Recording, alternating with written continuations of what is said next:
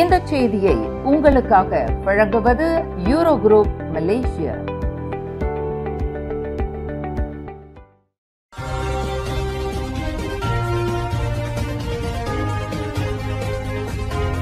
வணக்கம். திசைகளின் 5 மணி செய்திகள்.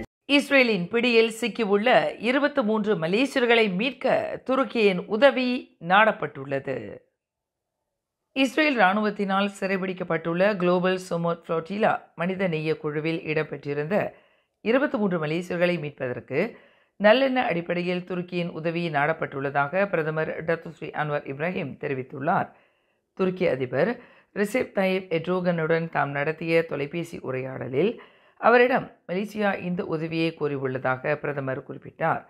இஸ்ரேலை சுற்றியுள்ள ஏதாவது ஒரு இடத்திலிருந்து தங்களின் மலேசிய பிரஜைகளை ஏற்றிக்கொண்டு இஸ்தான்புலுக்கு கொண்டு வருவதற்கு துருக்கியின் சிறப்பு விமானத்தை ஏற்பாடு செய்யுமாறு அதிபர் ரிசெப் தயிப் எர்டோகானை தாம் கேட்டுக்கொண்டதாக டத்தோஸ்ரீ அன்வார் குறிப்பிட்டார்.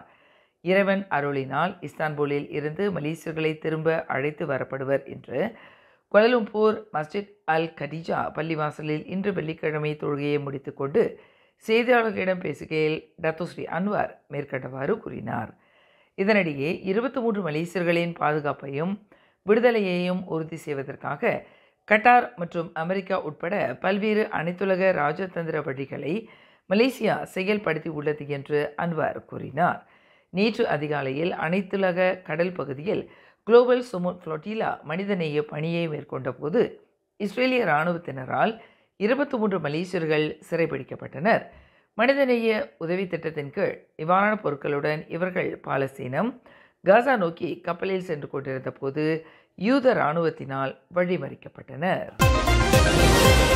வரும் திங்கட்கிழமை நாடாளுமன்ற மக்களவைக் கூட்டம் தொடங்கப்படவிருக்கும் வேளையில் இஸ்ரேல் இராணுவத்தினால் தடுத்து வைக்கப்பட்டுள்ள 23 மலேசியர்கள் தொடர்பாக விவாதிப்பதற்கு சிறப்பு மக்களவைக் கூட்டம் கூட்டப்பட வேண்டும் என்று பாஸ் கட்சியின் பொதுச் செயலாளர் தகியுடின் ஹசான் கோரிக்கையை விடுத்துள்ளார். அந்த 23 மலேசியர்களை மீட்பதற்கு அரசாங்கம் எடுக்கக்கூடிய முடிவானது மலேசிய மக்களை பிரதிநிதிக்கும் நாடாளுமன்ற உறுப்பினர்களின் மூலமாக அமைய வேண்டும் என்று எதிர்க்கட்சியின் நாடாளுமன்ற கொறடாவான தகியுடின் ஹசான் குறிப்பிட்டார். யூத இராணுவத்தின் இந்த தன்முப்பான நடவடிக்கை அனைத்துலக சட்டங்களை மீறிய செயலாகும். இது ஜெனீவா மாநாட்டு ஒப்பந்தத்திற்கு முரணானதாகும். அனைத்துலக மாநாட்டு ஒப்பந்தத்தினால் உத்தரவாதம் அளிக்கப்பட்ட உலகளாவிய மனிதநேய முயற்சிக்கு இது ஓர் இழுக்காகும். எனவே இந்த விவகாரம் உடனடியாக நாடாளுமன்றத்தில் விவாதிக்கப்பட வேண்டும் என்று தகியுடின் ஹசான் கேட்டுக்கொண்டார். வயோதிக தம்பதியர் இப்போ டேசலாங் இண்டாவில் உள்ள தங்கள் வீட்டில் இறந்து கிடந்தது கண்டுபிடிக்கப்பட்டது. டேசலாங்கில் உள்ள ஒரு வீட்டில் வயோதிக தம்பதியர் அசைவின்றி கிடப்பதாக நேற்று காலையில் போலீசார் ஓர் அவசர அழைப்பை பெற்றதாக இப்போ மாவட்ட போலீஸ் தலைவர் ஏசிபி அபாங் ஜைனால் அபிடின் அபாங் அஹ்மத் தெரிவித்தார். போலீசார் வீட்டை சோதனையிட்ட போது வரவேற்பு அறையில் கதவுக்கு அருகில் முதியவரின் உடலும் வீட்டின் அறையின் படிக்கட்டில் மூதாட்டியின் உடலும் கண்டுபிடிக்கப்பட்டதாக அவர் குறிப்பிட்டார். முதியவர் எந்தவொரு கடும் நோயிலும் பாதிக்கப்படவில்லை. ஆனால் அவரின் துணைவியார் கடந்த 5 ஆண்டு காலமாக பக்கின்சன்ஸ் எனப்படும் நடுக்குவாத நோயினால் அவதியுற்று வந்ததாக கூறப்படுகிறது. வீட்டில் பலவந்தம் நடந்ததற்கான எந்தவொரு அறிகுறியும் தென்படவில்லை. இருவரின் சடலங்களும் இப்போ ரஜபர்மைசூரி பைனூன் மருத்துவமனையின் சவக்கிடங்கிற்கு கொண்டு செல்லப்பட்டதாக ஏசிபி அபாங் ஜைனால் குறிப்பிட்டார். நேற்று வியாழக்கிழமை முதல் காணாமல் போனதாக புகார் அளிக்கப்பட்டுள்ள 16 வயதுடைய இந்திய இளம்பெண் எஸ் சாமினியை கண்டுபிடிப்பதற்கு பொதுமக்களின் உதவியை போலீசார் நாடியுள்ளனர். சமனே பண்டாரின்சிங் செக்ஷன் 2ஐச் சேர்ந்த சாமினியை நேற்று மாலை 4 மணி முதல் காணவில்லை என்று அவரின் குடும்பத்தினர் புகார் அளித்துள்ளதாக காஜாங் மாவட்ட போலீஸ் தலைவர் ஏசிபி நஸ்ரோன் அப்துல் யூசுப் தெரிவித்தார்.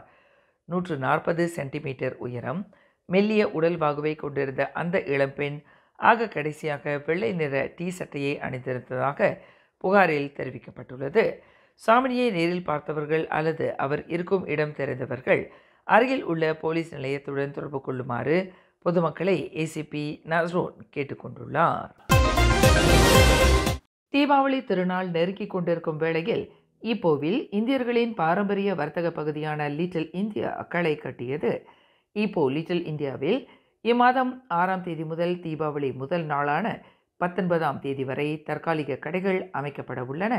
இந்த ஆண்டு தற்காலிக கடைகள் மற்றும் தீபாவளி கலை இரவு நிகழ்ச்சிகளை நடத்த ஈப்போ மாநகர் மன்றம் லிட்டில் இந்தியா வணிகர்கள் சங்கத்திற்கு அனுமதியை வழங்கியுள்ளதாக அச்சங்கத்தின் தலைவர் தி விக்னேஸ்வரன் கூறினார். இதில் வணிகம் செய்ய விரும்பும் சிறு தொழில் வணிகர்கள் தங்களின் சங்க பொறுப்பாளர்களுடன் தொடர்பு கொள்ளலாம் என்று விக்னேஸ்வரன் கேட்டுக்கொண்டார். இந்த வருஷம் தீபாவளி நிகழ்ச்சியும் தீபாவளி சந்தையும் இந்த வாரம் 6ஆம் தேதி ஸ்டார்ட் ஆகுது. தீபாவளி சந்தை வந்து 6ஆம் தேதியிலேருந்து தீபாவளிக்கு முதல் நாள் வரைக்கும் 14 நாள் வந்து இங்கே ஈப்போ லிட்டில் இந்தியாவில் வந்து ஆரம்பிக்கும். அப்புறம் வந்து 14ஆம் தேதியிலேருந்து தீபாவளி முதல் நாள் வரைக்கும் கலை நிகழ்ச்சி இங்கே வந்து எப்பொழுது மாதிரி வருஷம் மாதிரி இங்கே நம்ம ஸ்டார்ட் ஆகிரும். அதனால் வந்து இப்போ கடை வந்து கொடுக்கறதுக்கு எல்லாத்துக்கும் நம்ம ஆரம்பித்தாச்சு. ஈப்போ லிட்டில் இந்தியாவில் எந்த ஒரு ப்ராப்ளமும் இல்லாமல் எல்லாமே எப்பொழுது மாதிரி வருஷம் மாதிரி எல்லாமே ஸ்மூத்தாக நல்லபடி போய்கிட்டு இருக்குது.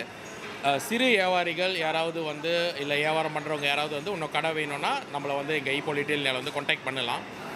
இந்த நிகழ்ச்சி வந்து நல்லபடியாகவும் ஸ்மூத்தாகவும் நடக்கிறதுக்கு போன வருஷம் நடந்து ரொம்ப நல்லபடியாக நடந்துச்சு. அதனால் இந்த வருஷமும் நம்மள்ட்டே கொடுத்துருக்காங்க. இதுக்கு திருப்பி நம்மள்ட்டே கொடுத்ததுக்கு வந்து நம்ம வந்து YB சிவனேசனுக்கு வந்து இந்த வேலையில் நான் நன்றி சொல்கிறேன். அப்புறம் ஈப்போ மஜ்லிஸ் பண்டாரான் ஈப்போ நான் அவங்களுக்கு நன்றி சொல்கிறேன். அப்புறம் பேரா ஸ்டேட் கவர்மெண்ட் அவங்களுக்கும் இந்த வேலையில் ஒரு நன்றி சொல்கிறேன். இந்த வருஷமும் நல்லபடியாக நடக்கும். அதனால் எல்லாமே வந்து இந்த 6ஆம் தேதியிலேருந்து வந்து ஈப்போ லிட்டில் இந்தியாவுக்கு வந்தீங்கன்னா சந்தை எல்லாமே ஆரம்பிச்சிடும். இங்கே வந்து எப்பொழுது மாதிரி நீங்கள் பர்ச்சேஸ் பண்ணுறது ஷாப்பிங் பண்ணுறது ஸ்டார்ட் பண்ணலாம். நம்மளுக்கு ஒரு ஆதரவு கொடுங்க வருஷம் மாதிரி. ரொம்ப நன்றி. தற்காலிக கடைகள் அமைக்கப்படுவதற்கும் கலை விழா ஏற்பாடு செய்யப்படுவதற்கும் மீண்டும் சங்கத்திற்கே அனுமதி தந்துள்ள ஆட்சிக்குழு உறுப்பினர் சிவனேசன் மற்றும் ஈப்போ மாநகர் மன்றத்திற்கு விக்னேஸ்வரன் தமது நன்றியை தெரிவித்துக் கொண்டார். குற்றவியல் வழக்கு விசாரணை ஒன்றை சந்தடியின்றி மூடுவதற்கு 2500 ரிங்கிட் லஞ்சம் பெற்றதாக முதுநிலை போலீஸ் அதிகாரி ஒருவர் ஷா அலாம் மேஜிஸ்ட்ரேட் நீதிமன்றத்தில் இன்று குற்றம் சாட்டப்பட்டார். நூருல் ஷிமீர் இசாத்தி ஜமீல் என்ற அந்த போலீஸ் அதிகாரி கடந்த ஜூன் 16ஆம் தேதி பூச்சோங்கில் உள்ள ஓர் உணவகத்தில் ஆடவர் ஒருவரிடமிருந்து லஞ்ச பணத்தை பெற்றதாக மலேசிய ஊழல் தடுப்பு ஆணையமான SVRM சட்டத்தின் கீழ் குற்றச்சாட்டு கொண்டுவரப்பட்டது. குற்றவாளி என்று நிரூபிக்கப்பட்டால் கூடியபட்சம் 20 ஆண்டு சிறை மற்றும் 10,000 ரிங்கிட் அபராதம் விதிக்க வகை செய்யும் குற்றவியல் சட்டத்தின் கீழ் அந்த உயர் போலீஸ் அதிகாரி குற்றச்சாட்டை எதிர்நோக்கி உள்ளார். கில்லான் கொலக்கில்லான் கம்புங் தொல கோங்கில் உள்ள காகித கிடங்கு ஒன்று இன்று காலையில் ஏற்பட்ட தீ விபத்தில் அழிந்தது. மறுசுழற்சி காகித கிடங்கில் ஏற்பட்ட தீ குறித்து காலை 6:47 மணிக்கு தீயணைப்பு மீட்பு படை அவசர அழைப்பை பெற்றதாக அதன் பேச்சாளர் தெரிவித்தார். 11 நிமிடத்தில் சம்பவ இடத்தை சென்றடைந்த கோலக்கில்லான், புலாவ் இந்தியா, ஸ்ரீ அண்டலாஸ் மற்றும் வடக்கில்லான் ஆகிய தீயணைப்பு நிலையங்களைச் சேர்ந்த 24 வீரர்கள் சுமார் 1 மணி நேரத்தில் தீயை முழுமையாக கட்டுப்படுத்தியதாக அவர் குறிப்பிட்டார். அதிர்ஷ்டவசமாக யாரும் காயமடையவில்லை என்று அவர் மேலும் கூறினார். மேலும் செய்திகளை தெரிந்து கொள்ள கீழே இருக்கும் பெல் பட்டனை அழுத்துங்கள். உங்கள் மகிழ்ச்சியை வெளிப்படுத்த லைக் மற்றும் ஷேர் செய்யுங்கள். தொடர்ந்து திசைகளோடு இணைந்திருக்க